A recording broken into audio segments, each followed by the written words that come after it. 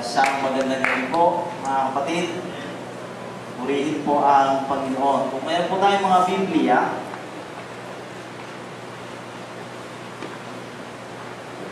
ay buksan po natin sa aklat ng Romans.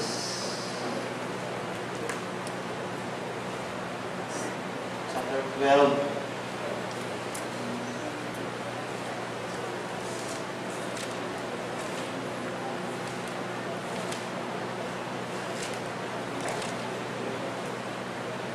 Verse 5 po, mga kapatid.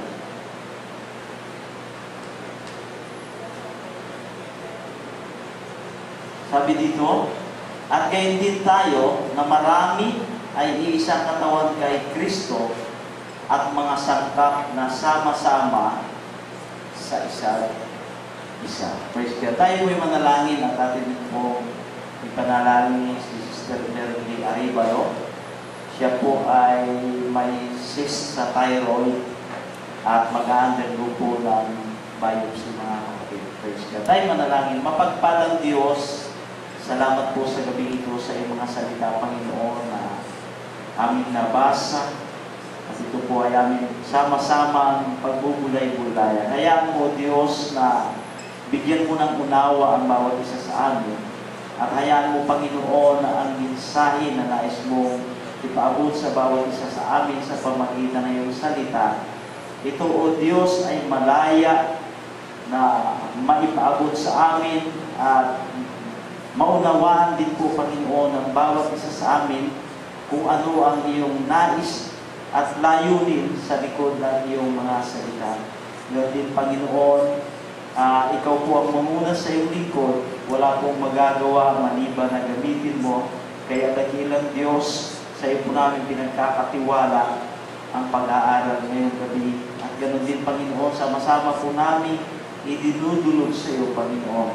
Sister Merly Aribalo, Panginoon, siya po ay may cyst sa thyroid, Panginoon, at mag-undergo ng biopsy. Kami pong dalangin, Panginoon, na maging maayos ang resulta, Panginoon, at ito'y negative, O Diyos.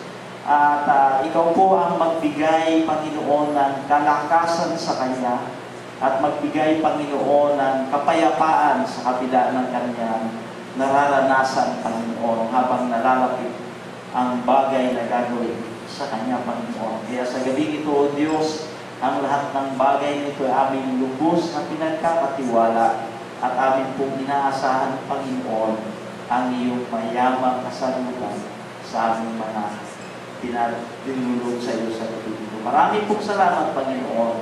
Sa iyo ang aming papurit pagsamba, pasasalamat. In Jesus' name we pray.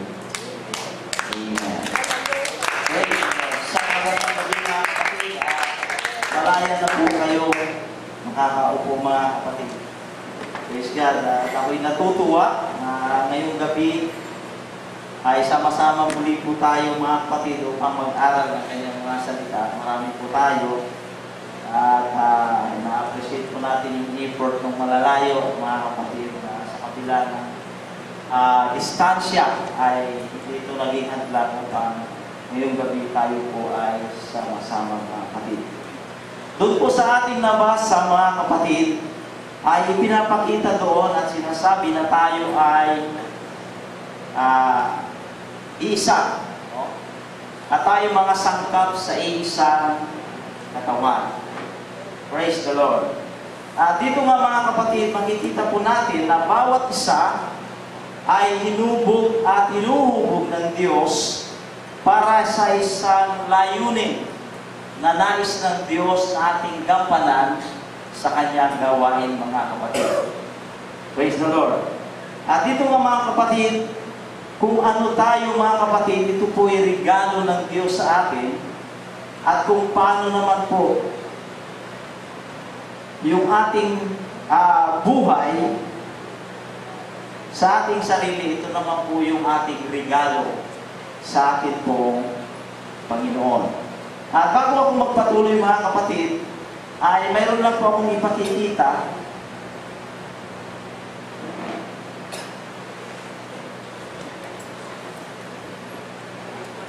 Tumatawa si ma'am.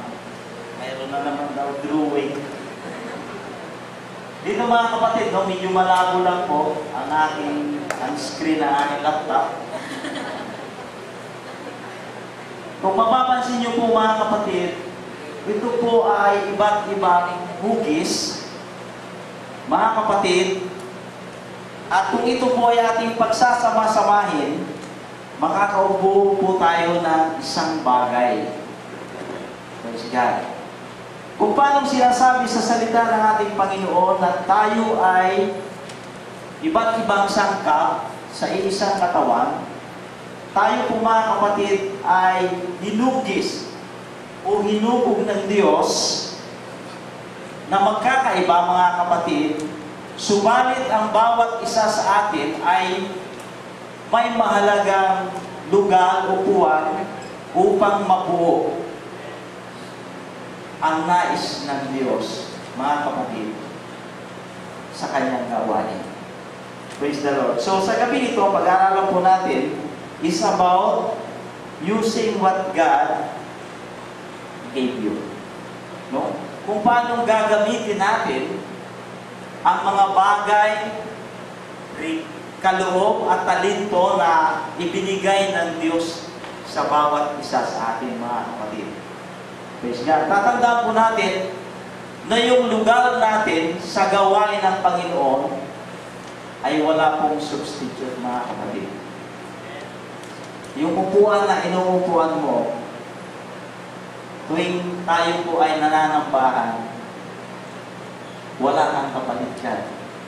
Praise God. Kung may umupo mang iba, mga kapatid, ibang tao siya, at mayroon din siya ginagampanan iba sa gawain ng ating Panginoon, na kung saan yun ay nais ng Diyos na kanyang gawin, mga kapatid.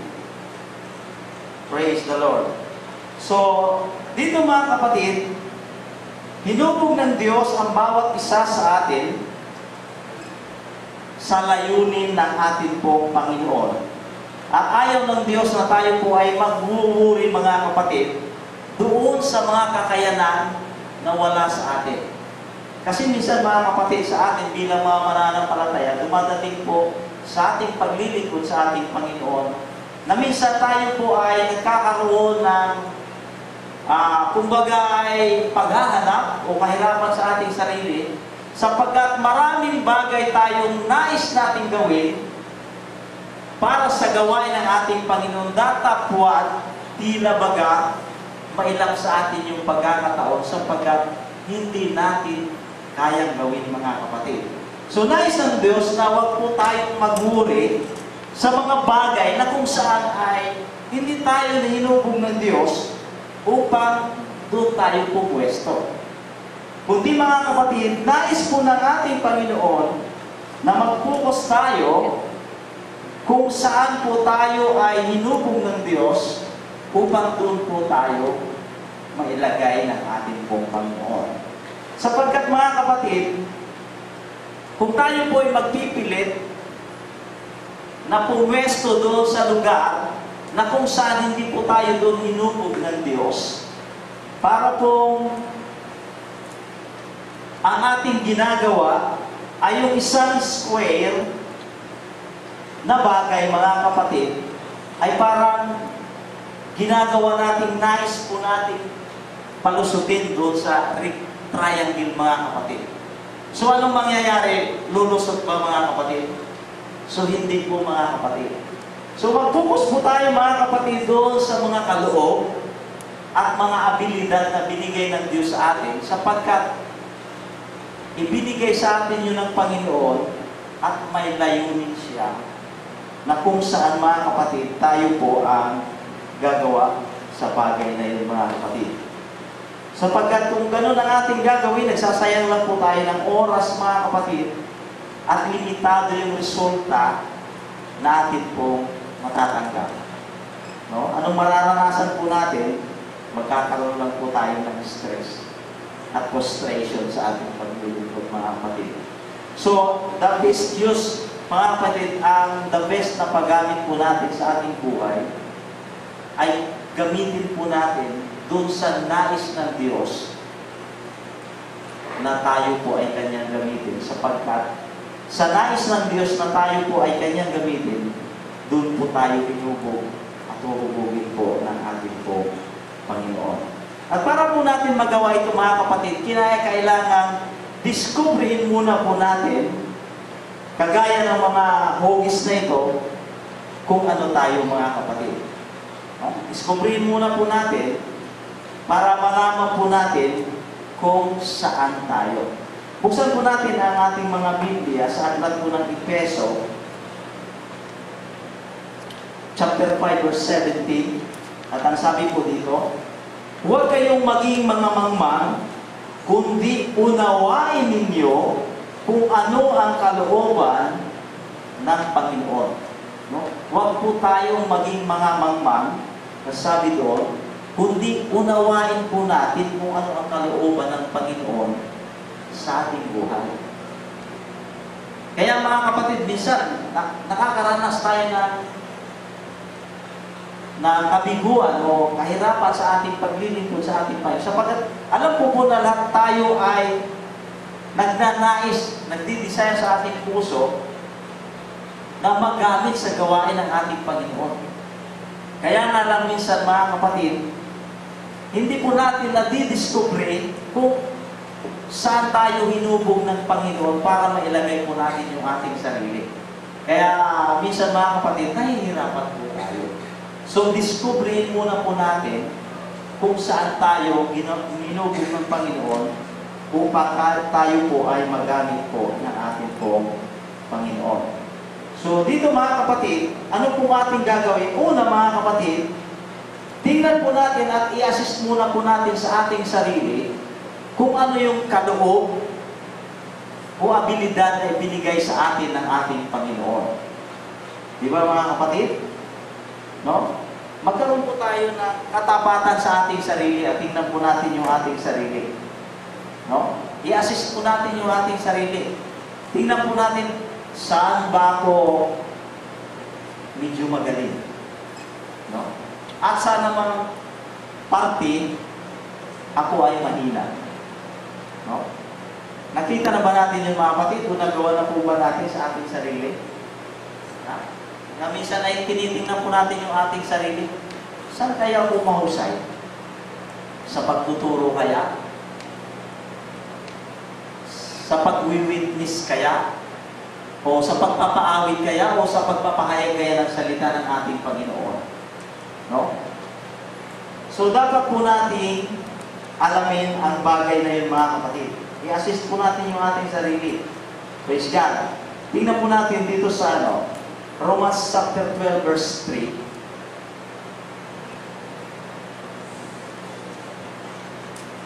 Nasabi dito mga kapatid, sapagkat sinasabi ko sa pamamagitan ng biyaya na sa akin ay ibinigay sa bawat tao sa inyo na huwag mag-isip sa kanyang sarili ng totoong matayog kaysa nararapat niyang isipin, kundi mag-isip na may kahinahunan ayon sa kasukatan ng pananampalataya na ibinahagi ng Diyos sa bawat isa mga kapatid. So tingnan po natin yung ating sarili. No? Tingnan po natin yung ating sarili. I-assist po natin yung ating sarili. At dito mga kapatid, pwede rin po natin ang gawin ay tayo po ay magtanong sa ating kapwa. Ano ba ang kanilang opinion sa atin mga kapatid? Di ba? Di ba pag kayong medyo babago tayo nagpapagamit sa ating Panginoon, pagkatapos nating magawa yung pinagawa sa atin, di ba tayo nagtatanong? Ano ba sis? Ano ba brad? Tama ba yung aking ginawa? Naunawaan kaya nila yung aking tinuro? Anong masasabi mo? Di ba?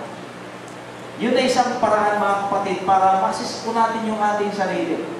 No? Para ma-assist po natin yung ating sarili.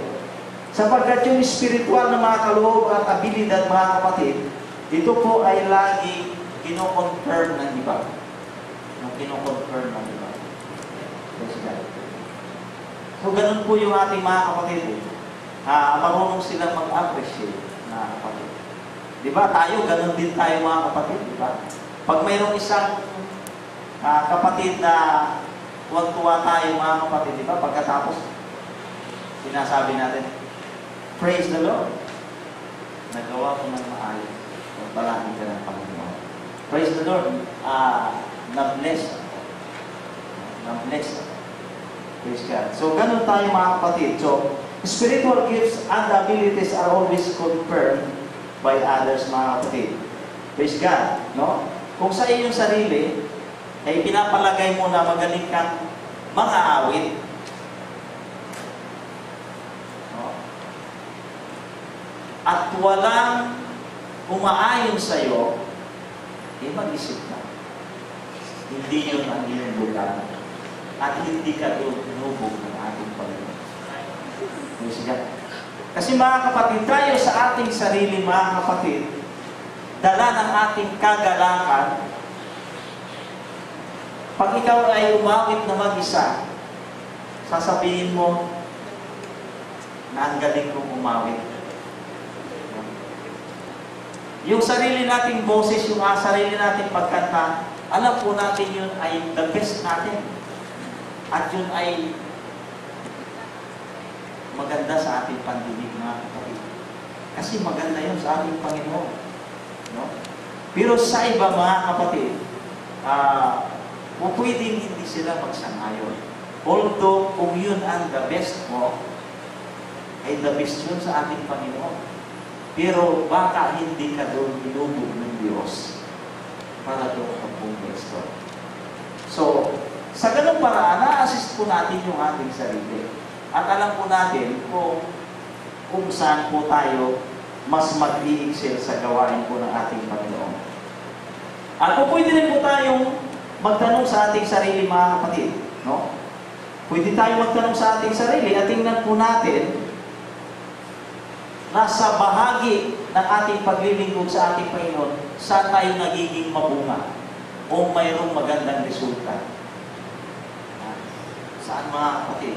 Kailangan may confirmation mula sa iba, mga kapatid. No? Ayos ba, Brad, yung aking submitting kanina? Ayos ba, Brad, yung aking pag-worship meeting?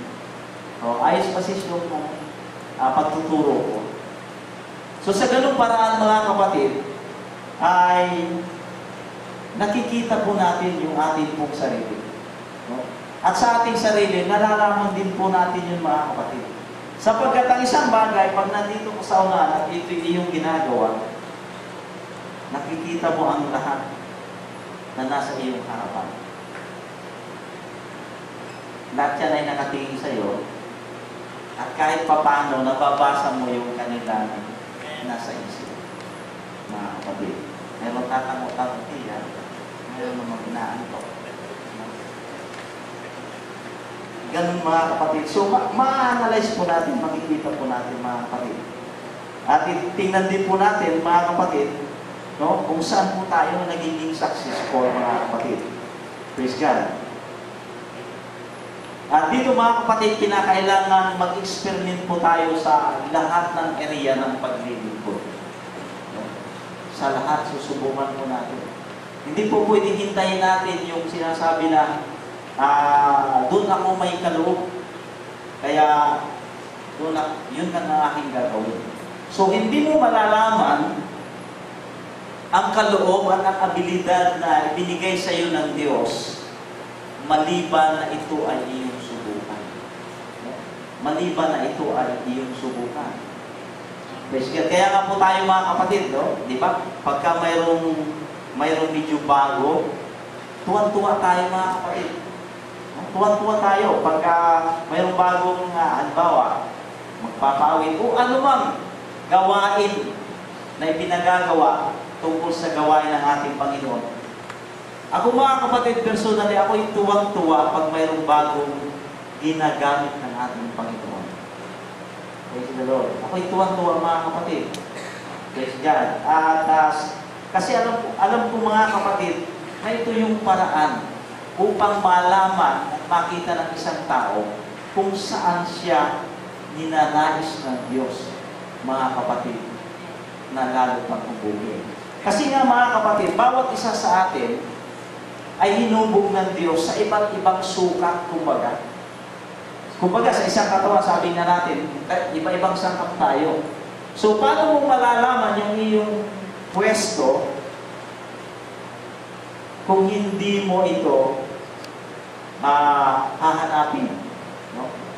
Sapagkat, alam po natin, sa ating sarili, na lahat po tayo ay maraming abilidad at kakayanan na nasa ating loob.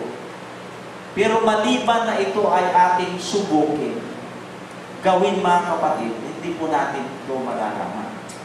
No? Kailan nalaman ni Brother Dennis na siya ay mahusay manguna sa worship leading, mga kapatid? Di ba kailan yun? Nung sinubukan po niya at nakita yung resulta at kinonfirm po ng iba, mga kapatid. Praise God. So, ganun din po tayo, mga kapatid. Kailangan tanggapin po natin ang bawat oportunidad na binibigay sa atin at tingnan po natin ang resulta. No? Minsan, mga kapatid, pag yung oportunidad nandiyan sa atin, minsan halangin tayong nagre-resist tayo, wag ako. Diba? Hindi ako marunong, hindi pa ako nakakaranas man lamang. So, kailan ka mag-uumpisa? Paano mong malalaman yung kaloob ng Diyos na binigay sa iyo kung hindi mo susubukan? Lahat ay nagsimula. Diba? Lahat ay nagsimula. Si Brother Joseph, nagsimula. Lahat tayo nagsimula, mga kapatid. Kung hindi tayo magsisimula, mananatili tayo sa ating kalagayan. At ayaw ng Diyos ng ganun, mga kapatid. No? Ayaw ng Diyos, mga kapatid. Marami po tayong mga kaloob na binigay ng ating Panginoon. At dito, mga kapatid, hindi masama na subukan po natin ang lahat ng bagay. No? Subukan po natin. At pag tayo'y, kumbaga, hindi tayo nag-excel sa bawat sinusubukan natin, isipin lang po natin na hindi tayo nabigo. Kasi experiment lang naman. Diba? Experiment ko lang naman yun. Tinitingnan ko lang kung doon pa nais ng Diyos na ako'y kanyang gamitin, diba? Ay wala talaga talagang yung buses ko pa ako. Parang ganun, mga kapatid. So, sila na lang ang umawit kasi sila yung pinagkalooban ng Panginoon. Although may sarili ka namang awit, mga kapatid, na sa Panginoon ay the best yun, mga kapatid. No? The best yun. Kasi, mga kapatid, hindi lang naman sa boses tumitin ng Panginoon. Doon sa puso po natin, mga kapatid. Although, sabi ko nga, isang napakagandang bagay na pagkalooban ka ng Panginoon ng magandang boses, mga kapatid. Praise the Lord. So, wag po tayong magsawa na mag-experiment po, mga kapatid. Praise God. At wag po tayong matakot, mga kapatid. Praise God. Dito, mga kapatid, i-consider din po natin yung ating puso kung nasaan, mga kapatid. No? Dito sa Galatians chapter 6 verse 4, ay mayroon pong advice si Apostol Pablo, mga kapatid. Ang sabi po niya dito, ngunit siya sa atin ng bawat isa ang kanyang sariling gawa, at kung magkagayon ay magkaroon siya ng kaniyang kapurihan tungkol sa kanyang sarili lamang at hindi tungkol sa kapwa. So mahalaga po, mga kapatid, na siya sa atin po natin. Praise God. At muli, mga kapatid, kailangan din po natin yung feedback, mga kapatid, kung anong sinasabi ng iba, mga kapatid. At muli, pwede po tayong magtanong muli sa ating sarili para malaman po natin. Sasabihin po natin, halimbawa, saan ba ako lubos na nag-i-enjoy sa aking ginagawa, sa aking paglilingkod? Mas nag-i-enjoy ba ako na ako'y kasama sa Bible study? O mas nag-i-enjoy ba ako na ako ay nagtuturo, o mas nag-i-enjoy pa ako na ako ay nagpapaawit.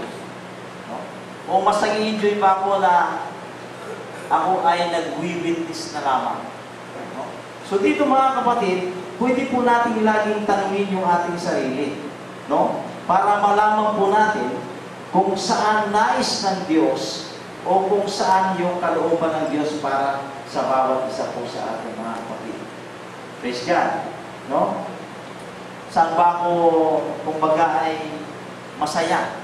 No? Saan ba talaga ako, kumbaga, energetic habang ginagawa? Pag-follow up ba at visitation?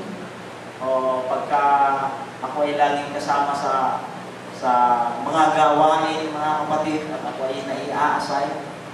O saan ba gusto ng aking sarili? Yung ako ay gumagawa sa gawain ng Panginoon na solo lang ako o marami akong kasama, mga kapatid. No? So, sa ganung mga bagay, mga kapatid, makikita po natin yung kalooban ng Diyos sa bawat isa sa atin. Isa pa, mga kapatid, no? Sa pamamagitan po ng ating mga karanasan, mga kapatid, ay makikita po natin kung saan po nais ng Diyos, mga kapatid, na tayo ay kanyang gamitin. No? Sa pamamagitan ng ating pong mga karanasan. Sapagkat dito po sa mga karanasan, mga kapatid, dito po tayo nakakakuha ng maraming aral. At dito po tayo natututo, mga kapatid.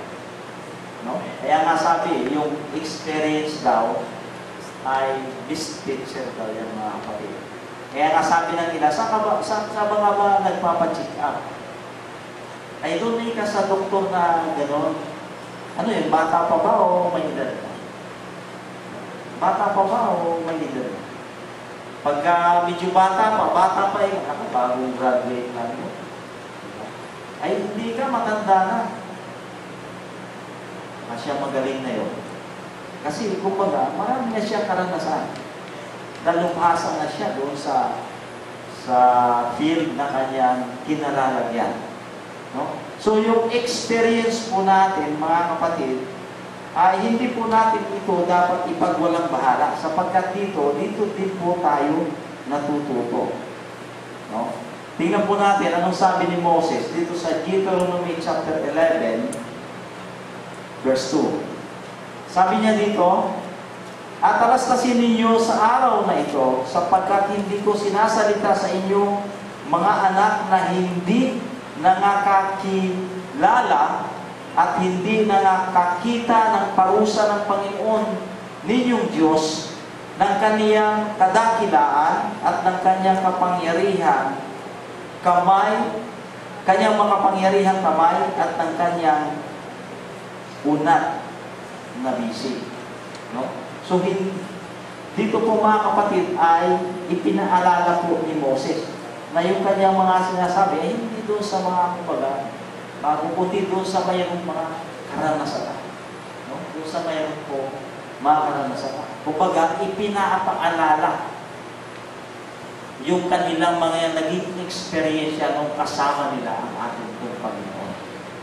No? Sapagkat sa mga experience yan, mga kapatid, doon po tayo lumalago. Praise God.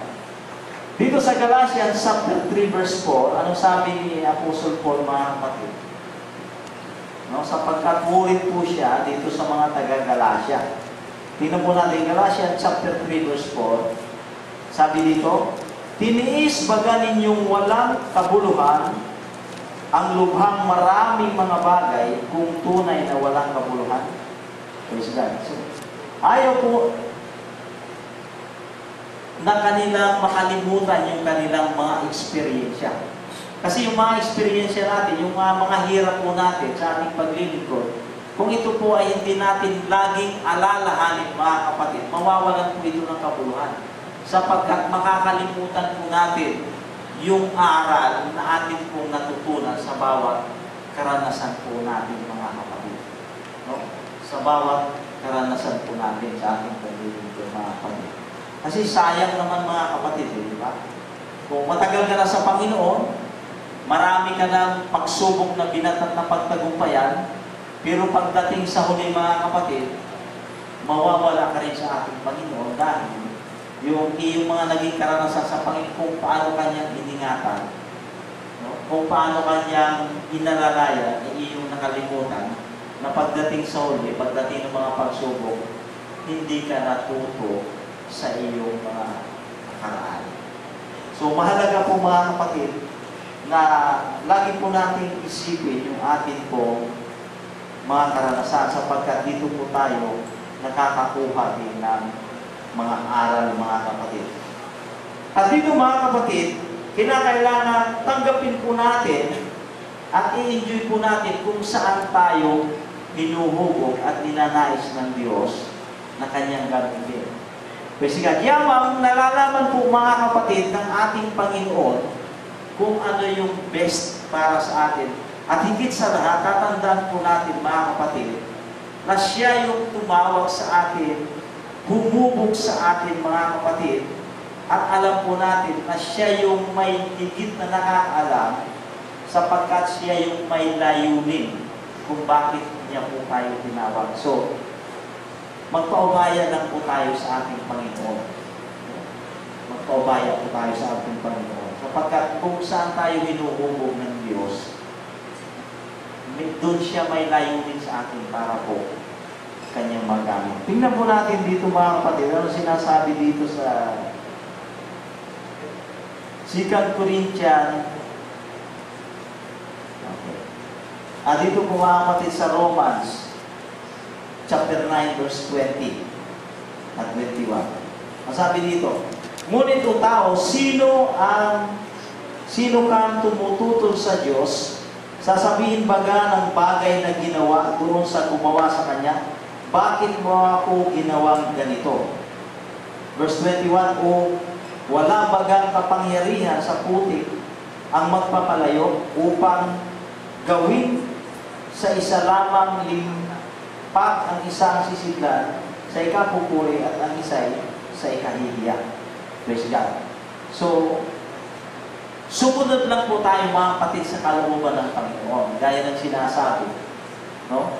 Hindi po pwedeng ang isang bagay ay magsabi sa gumagawa na bakit mo ako ginawang ganito. No? Hindi po pwede mga kapatid. Kundi kinakailangan magpaubaya tayo sa ating pong Panginoon. Yamang ang ating Panginoon ang higit na nakakaalam mga kapatid. Kung saan po best tayo mga kapatid siya pagkat siya po ang may layunin ng mga kapatid.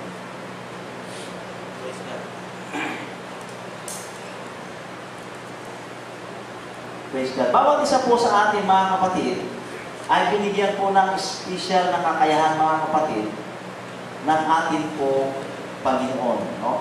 Ephesians chapter 4 verse 7, sabi po dito mga kapatid, datapwat ang bawat isa sa atin ay binigyan ng biyaya ayon sa sukat na kaloob ni Kristo, mga kapatid. No?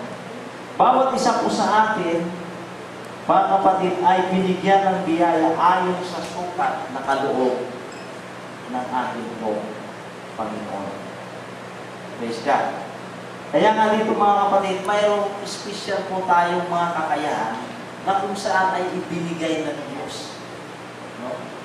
Para po sa bawat isa sa ating mga kapatid. So dito mga kapatid, kinakailangan matuto po tayo, mga kapatid, na tanggapin. No? At malaman po natin yung ating mga limitasyon mga kapatid.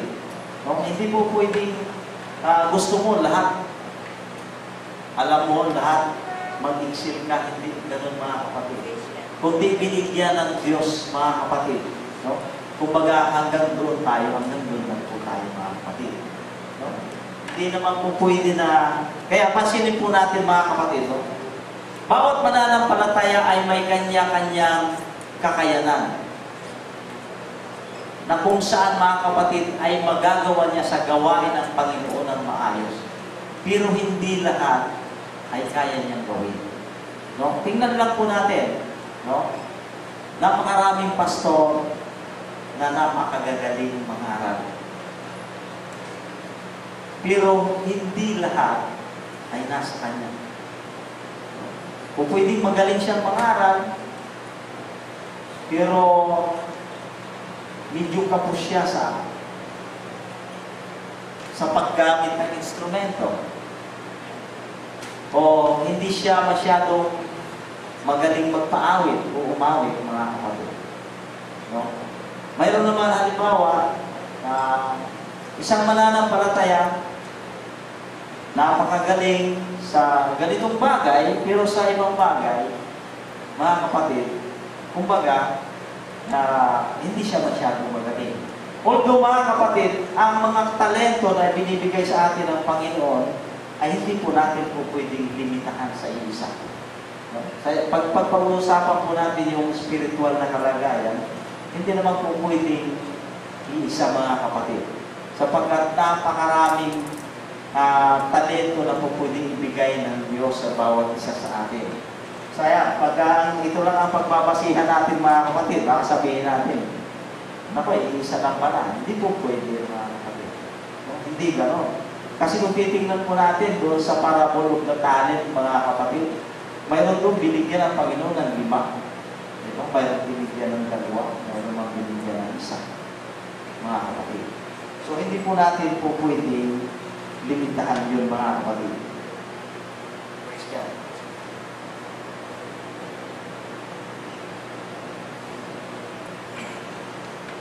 So, lahat po tayo, mga kapatid, ay mayroong kanya-kanya ginagampanan o gagampanan sa gawain po ng ating Panginoon, mga kapatid. No, nung tayo tinawag po ng ating Panginoon, hindi ibig sabihin, lahat ay gagawin natin mag-isa. Lahat ay uukupahin natin, mga kapatid. No? Hindi ganun, mga kapatid. Kundi bawat isa sa atin ay mayroong kanya-kanyang gagampanan. 2 Corinthians chapter 10, verse 13, ang sabi dito, mga kapatid, datapwat hindi naman pinagmamapuri ang labis sa aming sukat, kundi ayon sa sukat ng hangganan sa amin ay ipinamamahagi ng Diyos na gaya ng sukat upang umabot hanggang sa inyo. So, mga kapatid, may kanya-kanya kaloob ang bawat isa sa atin sa ating pong Panginoon, mga kapatid. Praise God. Kaya nga sabi, mga kapatid, alam po natin dapat yung limitasyon po natin. No? Na, halimbawa, mga kapatid, hindi ka magaling sa ganung bagay, huwag mo na ipilit yung iyong sarili. Mag-focus ka na lamang dun sa bagay na inaakala mo doon ka o pwedeng gamitin ng ating po Panginoon. Kaya nga mayroon yung sinasabi, alam po natin dapat yung ating boundaries, mga kapatid. Yung boundary po natin, mga kapatid. Pag sinabing boundary, mga kapatid, ito po ay tumutukoy, mga kapatid, doon sa kung saan, mga kapatid, ay ang field o larangan na kung saan doon tayo talaga inilagay ng ating Panginoon. Hindi po pwedeng lahat ay nasasaliw. Sapagkat dito, mga kapatid, kung tayo po ay i-extend po natin yung ating sarili, higit doon sa kung saan inubog tayo ng ating Panginoon, hindi po tayo magiging effective, mga kapatid. Masasayang lang po, mga kapatid, yung ating pong panahon, mga kapatid. Kagaya po ng isang atleta, mga kapatid. Kaya nga ang isang mananak po, mga kapatid, iba't iba yung kanilang track na tinatakbuhan. Diba? Mayroong sadyang ang tinatakbo lamang niya 100 meter dash. Diba? Mayroong 200 meter dash. Mayroon namang sila ay doon sa relay, mga kapatid. Pagka ikaw ay itrinain o itinalaga o hinubog ka doon sa 100 meter dash at nag-extend ka doon sa kung saan ay hindi itinalaga ka para doon, mga kapatid, hindi ka magiging effective, mga kapatid. Kasi kung sanay ka doon sa 100 meter lang, mga kapatid, at doon ka best, mga kapatid, pagka tinakbo mo ay 200 meter na, pupwede ikaw ay matalo, mga kapatid. Kagaya ng isang buksinero, mga kapatid. Di ba, ang mga buksinero, mayroong pang 3 rounds lang, mayroong pang 6 rounds lang, mga kapatid, mayroong pang 10th round naman. Pagka isang buksinero, mga kapatid, ay pang 3rd round lang, at pinalaban mo hanggang 12 rounds, mga kapatid. Baka pagdating ng mga 8 round, mga kapatid, nakatayo na lang yan, hindi na maibat na yung kami siguro. Baka, kumbaga, exhausted na siya, mga kapatid. Kaya makikita po ninyo, mga kapatid, sa buksilero, hindi lamang yung galing. Ang tinitingnan dyan, mga kapatid, yung resistance mo.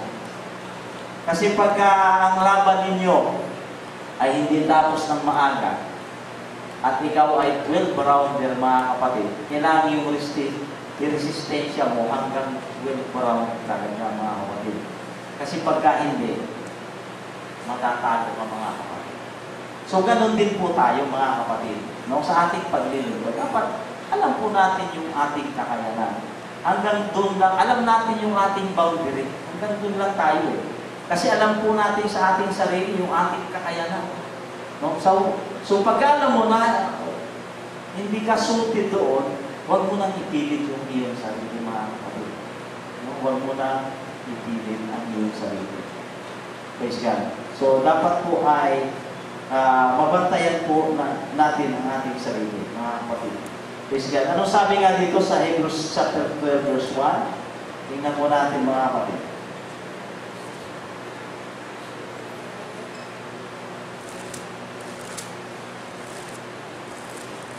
Sabi dito, kaya tiyamang nakukugog tayo ng makapal na bilang ng mga saksi, itabi namang walang liwag ang bawat pasan at ang pagkakasala pumipigil sa atin, at ating takbuhin may pagtitiis at takbuhin ibigay sa harapan natin. No? Takbuhin po natin may pagtitiis. So, nais ng Diyos, mga kapatid, na ma-enjoy din po natin yung mga talentong ibinigay sa atin ng ating Panginoon. Kaya kung ano yung takbuhin nilagay sa atin ng ating Panginoon, ay takbuhin natin may pagtitiis. No? Huwag mo nang tingnan yung ibang takbuhin, kasi hindi mo na takbuhin yun eh. Takbuhin yun ng iba. Kung ano yung nilagay ng Diyos sa iyong harapan, na takbuhin, yun na lang ang takbuhin mo. No? So yun na lang ang takbuhin mo. Para, mga kapatid, yung layunin ng Diyos ay magkaroon ng magandang resulta sa bawat isa po sa atin. Praise God. At ma-enjoy po natin yung mga bagay na nais ng Diyos sa bawat isa po sa atin. In Galatians chapter 6 verse 4, mayroon din po sinasabi dito, mga kapatid. Galatians chapter 6 verse 4, sabi dito, ngunit siya sa atin ng bawat isa ang kanyang sariling gawa, at kung magkagayon ay magkaroon siya ng kanyang kapurihan tungkol sa kanyang sarili lamang at hindi tungkol sa kapwa. Dito, mga kapatid, ay ini-encourage tayo na huwag po natin i-compare yung ating sarili at huwag po natin i-compare yung ating mga kakayanan doon sa iba. No? Huwag po natin i-compare, mga kapatid. Bakit, mga kapatid? Kasi pagka i-compare po natin, laging may makikita tayo na baka mas magaling isa sa atin. So, mag-prostrate naman tayo, makita naman tayo, mga kapatid. O baka naman makakita tayo na mas mahina isa sa atin, magkaroon naman po tayo ng pagmamataas, mga kapatid. So, dalawang dahilan kung bakit hindi po natin kailangan i-compare ang bawat isa. No? Huwag po tayong mag-compare, ay, mas magaling si Juan, ay, mahina si Juan. Huwag ganun, mga kapatid. As long as ginagawa po natin yung best natin sa ating Panginoon, best yun sa ating Panginoon. And that is incomparable, mga kapatid. No? Basta nandun yung puso mo sa iyong ginagawa para sa ating Panginoon. Kung hanggang doon yung kaya mo, at alam ng Diyos na ginawa mo ang lahat, isa ka sa ating Panginoon. Pero para, although peace tayo sa ating Panginoon, para maging more effective po tayo, ay kailangan alamin po natin talaga kung saan talaga tayo hinubog at nais ng Diyos na kanyang gawin. alam po natin yung boundaries natin, huwag po tayong mag-extend doon sa boundaries natin. Huwag po tayong magpilit doon sa inaakala natin, hindi naman talaga tayo doon. Yan naman po yung malalaman natin kasi sasabihin ng iba. Sasabihin ko ng iba natin. Praise God. Anong sabi dito mga kapatid? Sa 2 Corinthians chapter 10 verse 12.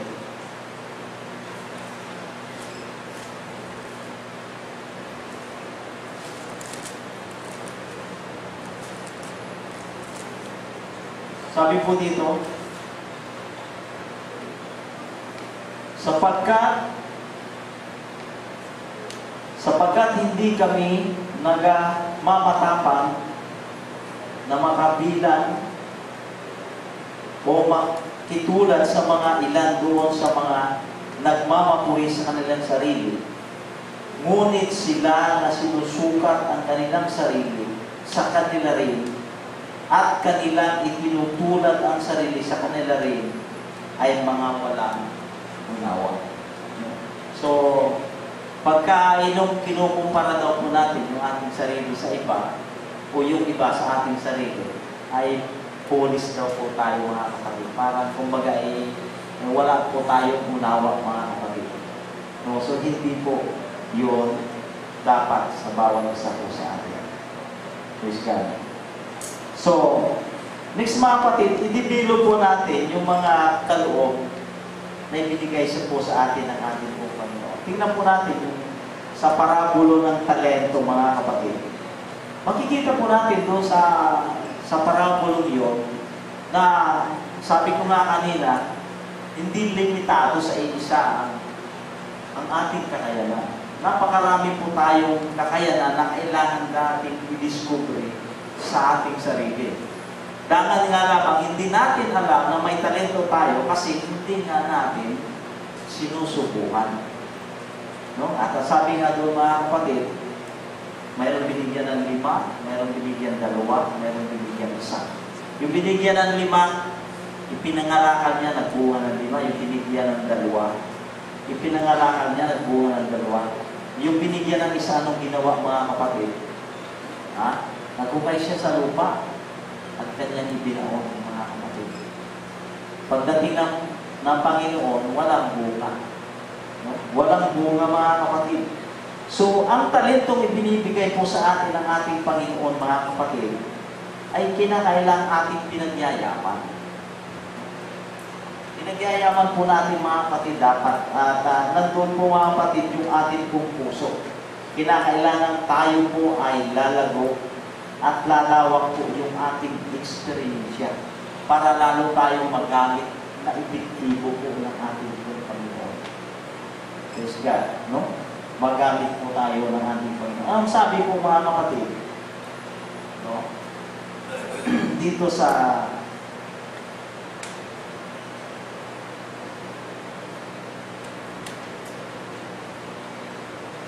Pilipos 1:9, ito ang sinasabi. At ito'y dinadalangin ko na ang iyong pag-ibig ay lalo pang sumagana nawa sa kaalaman at sa lahat ng pagkakilala. So, kinakailangan po mga kapatid na tayo po ay lalago. So, yung mga talento na nasa atin, kinakailangan mga kapatid na ito po ay atin pong pagyamanin. No, mayroon pong paalala si Paul mga kapatid kay Timothy, dito sa 2 Timothy chapter 1 verse 6, ang sabi dito, dahil dito ay pinapaalala ko sa iyo na paningasin mo ang kaloob ng Diyos na nasa iyo sa pamamagitan ng pagpatong ng aking mga kamay, pagpatong ng aking mga kamay. So, pagningasin daw po mga kapatid ang kaloob. Tingnan po natin mga kapatid, pagka yung mga muscles po natin, hindi po natin ini-exercise, ito po ay nanghihina. No, tingnan po natin yung isang bata na mayroong kapansanan, pag ang isang bahagi ng kanyang katawan, hindi masyado niyang ginamit o naiibo. Halimbawa, paa, anong nangyayari? lumiliit mga kapatid. Kasi yung muscles niya, hindi na i-exercise. So, ganun din po mga kapatid, yung talentong binibigay sa atin o nasa atin mga kapatid. Pagka ito ay hindi natin ini-exercise, although yan ay nandyan mga kapatid, yan po ay mawawala. Mga kapatid. Mawawala po yan mga kapatid. Yun nga talentong nandyan na sa iyo na exercise mo, pagka matagal mong hindi in-exercise ulit, di ba parang nag-uumpisa ka ulit sa simula? Mga kapatid. Parang nagsisimula ka ulit sa umpisa mga kapatid. So, dapat po mga kapatid tayo, no, i-exercise po natin yung mga kaloob sa atin po ng ating pong Panginoon mga kapatid. Praise God.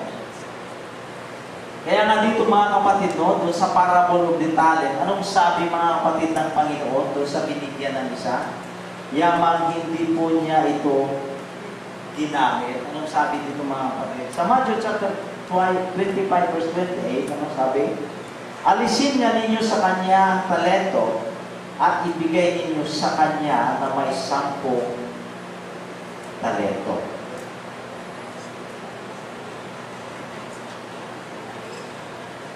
Praise God. So, anong nangyari? Pinakuha pa yung isa. At kanino binigay mga kapatid? Doon sa may pinakamarami. No? Kaya nga mga kapatid, wag po tayo magtataka kung bakit yung iba ay maraming talento. Kasi nga, dinidiscover nila sa kanilang sarili at kanila itong hindi exercise. Kaya, nakikita mga kapatid. Pero tayo naman, lahat tayo, maraming talento mga kapatid. Hindi nga lang po natin hindi exercise, kaya hindi natin nabidiscover mga kapatid. Ilang taon na tayo sa ating Panginoon? Diba, matagal na tayo sa ating Panginoon. Pero yung mga talentong nasa atin, exercise na ba natin, mga kapatid? O 10 taon na tayo sa ating Panginoon, pag binigyan tayo ng pagkakataon o oportunidad, parang bago pa rin mga kapatid. Huwag naman. Parang nahihiyan tayo mga kapatid. Kasi ayaw ng Diyos ng ganun mga kapatid. No, kailangan ang pagtawag sa atin ng Diyos ay may layunin siya. Tinawag ka ng Diyos, hindi basta ka tinawag, kundi nais ng Panginoon ay may kanyang gamitin, mga kapatid. So, magpaubayan lang po tayo sa ating Panginoon, mga kapatid. Praise God. Praise God. So, ipagamit po natin ang ating talento sa ating Panginoon at ito po ay lalong dadagdagan po ng ating po Panginoon. Dito sa 1 Timothy chapter 4 verse 14, ang sabi dito, huwag mong pabayaan ang kaloob na nasa iyo'y ibinigay sa pamamagitan ng hula na may pagpapatong ng kamay ng kapulungan ng mga presbitero. Verse 15, ang sabi dito, magsipag ka sa mga bagay na ito, tumalaga kang lubos sa mga ito upang ang iyong pagkasulong ay mahayag sa lahat. Praise God. So, huwag po natin pabayaan yung mga kaloob na ibinigay sa atin ng ating Panginoon. Kundi ito po ay ating pagyamanin mga kapatid. Praise God. Magsipag daw po tayo mga kapatid. I-stretch po natin yung ating sarili upang tayo po ay matuto pang lalo. Kumbaga doon sa pagkakataon na kailangan tayong matuto, ay lalo tayong matuto mga kapatid. No?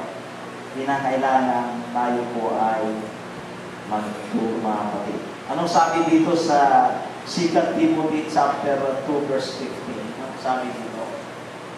2 Timothy 2:15.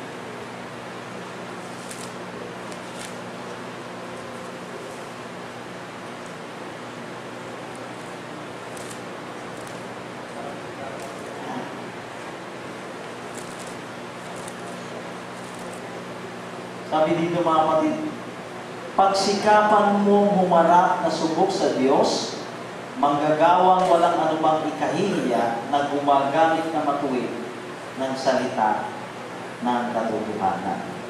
Praise God. So, kinakailangan mga kapatid na tayo ay i-stress po natin yung ating sarili sa pagkatuto upang tayo po ay lalong magamit po ng ating pong sa nais ng Diyos sa ating po mga buhay mga kapatid. No? Ating pong laging yung mga oportunidad mga kapatid na dumarating sa atin para tayo lalong mahubog ay huwag po nating palampasin. Kaya nga mayroon po tayong mga seminars, may mga Sunday School Congress mga kapatid, lalo po tayo tinututo. Dito sa church ay marami pong mga activity ang evangelism department, yung mga seminars mga kapatid. Ito po yung mga pamamaraan na kung saan, o oportunidad, na kung saan tayo po ay lalong matuto mga kapatid. No? Yung mga gawain ng mga tatay, di ba? Masaya kami mga kapatid sapagkat doon para kami puro mga tatay. Nakalaya kami sa aming mga tahanan, masaya ang kwentuhan, mga kapatid, at higit sa lahat yung mga pagtuturo sa amin, mga kapatid, na talagang pangtatay. No? Lalo po tayong natututo. Sabi nga ng ibang babagong nakakasama sa amin, sabi, kailan daw kaya ulit ito?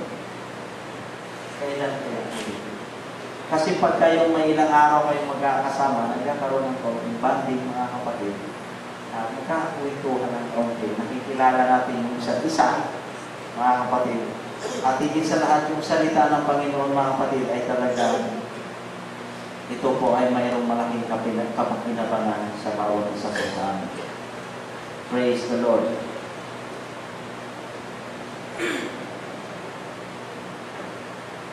Sa langit mga kapatid ay maglilingkod po tayo nang walang hanggan sa ating Panginoon. Praise God. Kung kaya nga ito po yung pagkakataon habang tayo nandito pa sa sanlibutan, ito po yung pagpapractice po natin. Kagaya po ng isang atleta na sumasali sa mga Olympic, mga kapatid, bago po dumating yung big day na kung saan yung kanyang laban ay dumarating, siya po ay nagpapractice. Pero tingnan po natin, ang hangad po nila ay medalyang ginto na umuupas, mga kapatid. Pero inilalagay nila doon ang kanilang puso. Pero tayo bilang mga mananampalataya, ano ang reward sa atin ng Panginoon mga kapatid? Ito sa 1 Corinthians chapter 9 verse 25. Tapos na po mga kapatid. Sabi po dito mga kapatid, at ang mga bawat tao na nakikipaglaban sa mga palaruan ay mapagpigil sa lahat ng mga bagay. Ginagawa nga nila ito upang magsita po ng isang puto na may pagkasira. Ngunit tayo niyaong walang pagkasira. So, mga kapatid, nawa ang salita ng Panginoon ay nagbigay ulit sa bawat isa sa ating mga kapatid ng panibagong pananaw sa ating paglilingkod at panibagong kumbaga ay pagkukumit ng ating pong sarili sa ating Panginoon. So, tayo po itatayo mga kapatid. Praise the Lord. Palakpakan po natin ang ating Panginoon mga kapatid. Hallelujah. Praise the Lord.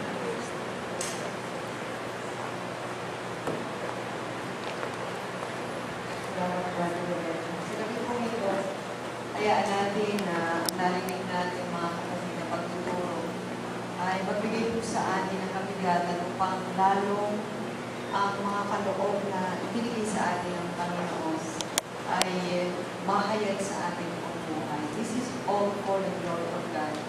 Hayaan po natin na kung gusto natin gamitin tayo ng Panginoon, hayaan natin ang ating mga talento, ang ating mga kailangan ay gamitin niya para sa Kanya kaluwal ng buhay. Hallelujah! Hallelujah! Hallelujah! Hallelujah! Malaya po tayo humanap ng lugar kung saan tayo po ay makakatulong sa Panginoon. At ialay natin ang ating sarili sa Kanya. Hallelujah. Ang sabi po ng Biblia, pag binasi natin ang kaloob na ibinigay sa atin ng ating pong Panginoon, huwag natin itong pabayaan. I-exercise po natin. The more we exercise it, the more na makikita po natin na ito po ay palalaguin ng Diyos sa ating pong mga buhay. Let not there be a comparison to others. Tayo po ay unique sa harapan ng Diyos. And whatever we possess will be used by the Lord for His glory. Hallelujah! Hallelujah! Hallelujah! Hallelujah! Hallelujah! Kung mahal po natin ang Panginoon, then, ialay natin ang ating sarili sa Kanya. Hallelujah! Hallelujah! Hallelujah! Say to the Lord, here I am, oh God, with everything I have, with everything that I possess, every talent that you have entrusted to me. Lord, use me for your glory. Hallelujah! Hallelujah! Hallelujah! Praise your holy name, Lord.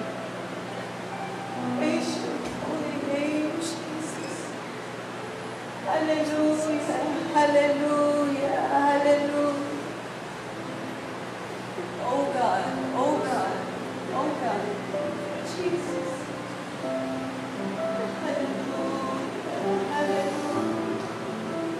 Gamitin mo kami ayon sa iyong kaparaan. Gamitin mo kami ayon sa aming kakayahan at taglay. Jesus. Jesus. Jesus. Jesus.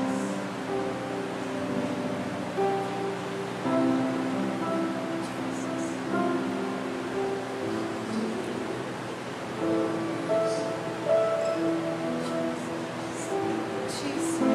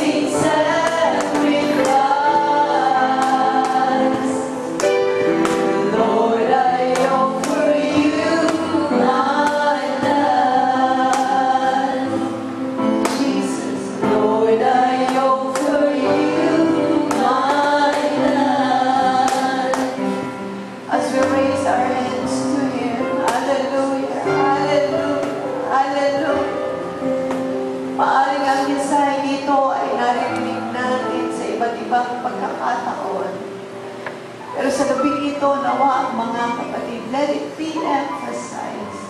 Hallelujah. That our talents have been given to us.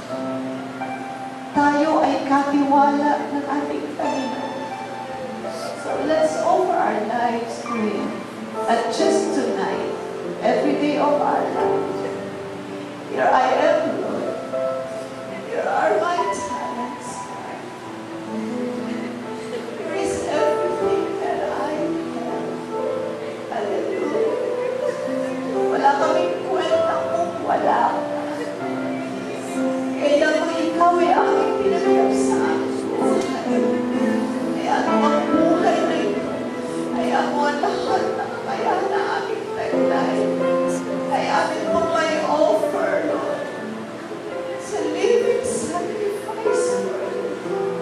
Hallelujah. Hallelujah. Hallelujah. We belong to you, Lord. Let our talents, let our time, let our treasure be yours, oh yes. You are the owner of everything in our lives. So Lord, use us, use everything in us for your glory, for your love, for your love. Come on, let's worship the Lord. Hallelujah.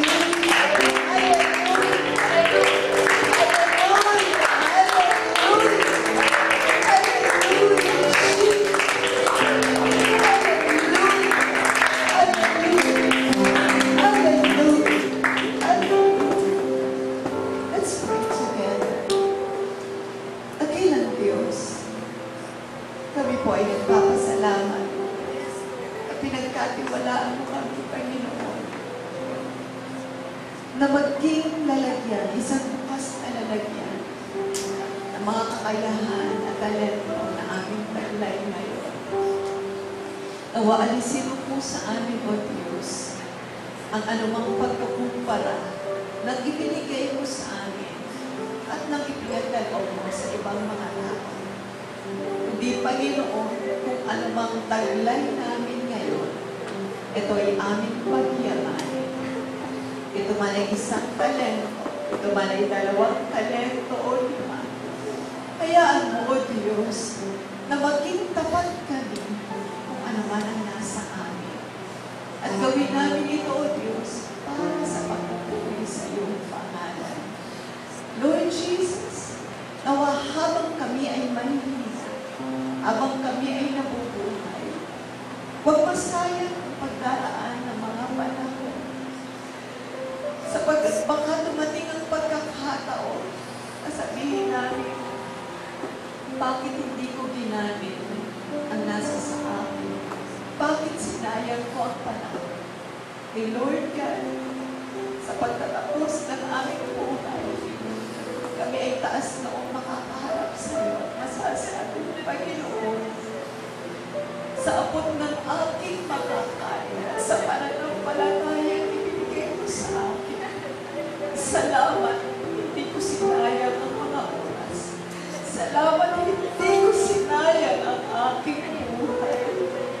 Salamat, O Diyos, na gamit ko, Panginoon, ang talentong ipinagkaloob mo. Ayon, O Diyos, sa biyayang aking natanggap sa iyo. Lord, by that, we will hear you say to us, "Thou good and faithful servant." May we hear those words from you. May we enter into your kingdom with joy in our hearts, because we have been faithful. We have been a good steward of the things you have entrusted to us. Muli, Panginoon, maraming salamat sa paalala. Maraming salamat sa patuloy mong pabibigay sa amin ng pagkakataon. Pag nang sa gayon, ang aming buhay ang magsilbing isang buhay na alay sa iyong harapan. Muli, salamat po sa iyo, Panginoon. We give you the highest praise and glory. In Jesus' name.